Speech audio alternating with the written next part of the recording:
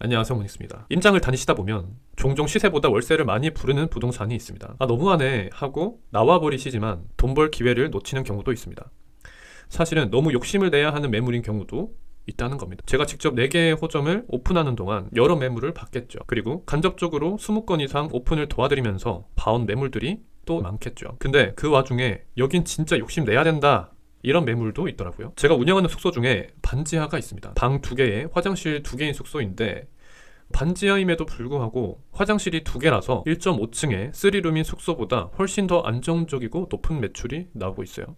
이처럼 숙소들이 다 똑같아 보여도 각각의 특징이 있습니다. 오늘 영상을 끝까지 보시면 임장을 다니실 때 어떤 숙소에 더 집중을 해야 되는지, 더 욕심을 내야 되는지 알 수 있게 될 겁니다. 까먹지 않게 저장해 두셨다가 임장 시 꼭 체크를 해보시길 바래요.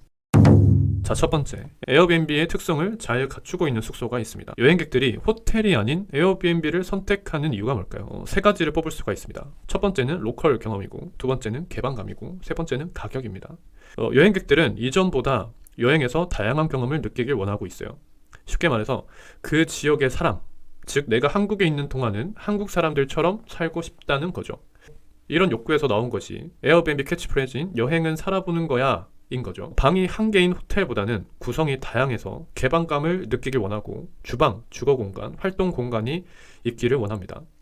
또 방이 여러 개면 그만큼 개인이 부담해야 될 금액은 적어지겠죠. 이런 것들을 잘 충족하기 위해서는 2룸보다는 3룸, 3룸보다는 4룸, 화장실도 1개보다는 2개, 즉 공간이 크고 방 3개, 화장실 2개처럼 공간이 다양화되어 있으면 좀 더 욕심을 내셔도 됩니다.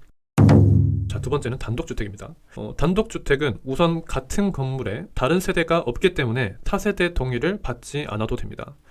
그리고 프라이버시를 중요하게 생각하는 사람들은 일부러 독채만 찾아다니시는 분들도 계시죠. 저도 종종 여행을 갈 때 에어비앤비를 활용을 합니다. 대부분 독채를 저도 선호를 하는데, 독채를 예약해서 가면 그 나라의 진짜 건물의 주인인 것 같은 느낌을 받게 되죠. 그리고 대문을 지나서 숙소로 들어가기 때문에 더 안전한 느낌도 받을 수가 있습니다. 추가적으로 이제 앞에 마당 같은 공간이 있을 거잖아요. 또 외부 공간에서 할 수 있는 활동들도 큰 메리트가 되죠. 자, 세 번째는 테라스입니다. 여행객들은 좋은 전망을 원해요. 하지만 현실적으로 보통의 우리 대한민국에 있는 도심지에 있는 에어비앤비 숙소들은 층수가 낮은 다세대 주택인 경우가 많습니다. 그래서 어떻게 되죠? 좋은 전망을 기대하기는 어렵습니다. 하지만 테라스가 있거나 옥상을 테라스로 이용할 수 있는 숙소의 경우에는 시각적으로도 다른 숙소와 다른 분위기를 낼 수가 있겠죠.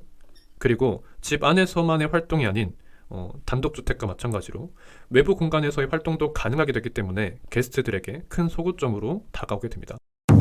자, 네 번째는 한 층에 1개의 호실만 있는 소형 주택입니다. 타세대 동의를 가장 받기 어려운 세대는 어디일까요? 바로 옆집, 그리고 아랫집입니다. 윗집까지 포함해서 인접 세대라고 부르죠. 그래서 특정 구청에서는 인접 세대라도 동의를 받아와라 라고 하는 구청도 있습니다. 하지만 한 층에 1개의 호실만 있는 주택의 경우에는 옆집이 없죠. 그래서 동의서에서 유리한 부분이 있습니다. 그리고 만약에 제일 아랫집이다 라고 하면은 윗집만 동의서만 받으면 되는 상황도 생길 수가 있죠.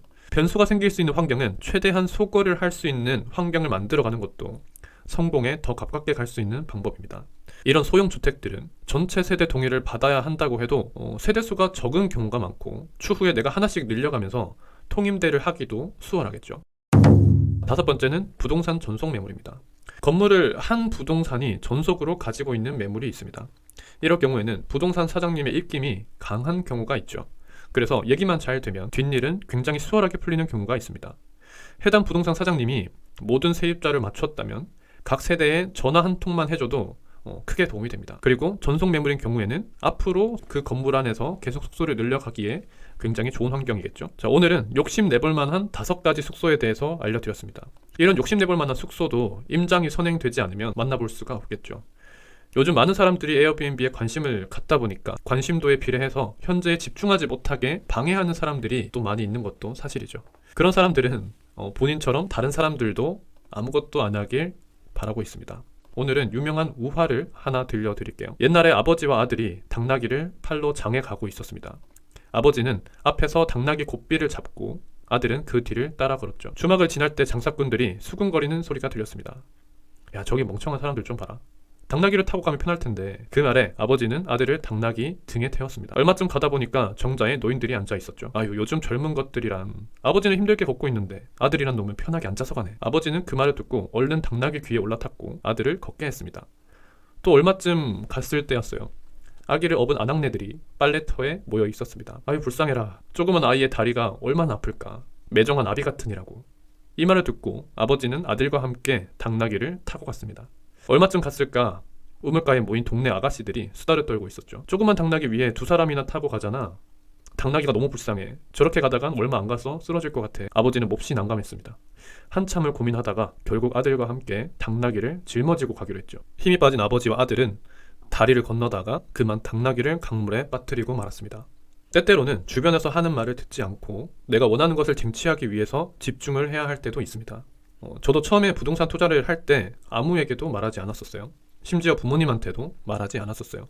다 이유가 있었죠. 분명히 내가 마음이 흔들리는 말을 들을 것이 뻔했었기 때문이었습니다. 언젠가 내가 한 단계 올라서서 내려본다면 주변 이야기에 휘둘릴 필요가 전혀 없었구나 라는 것을 깨닫게 될 것입니다. 다음 주에 더 좋은 컨텐츠로 돌아오겠습니다. 이번 주도 화이팅입니다. 감사합니다.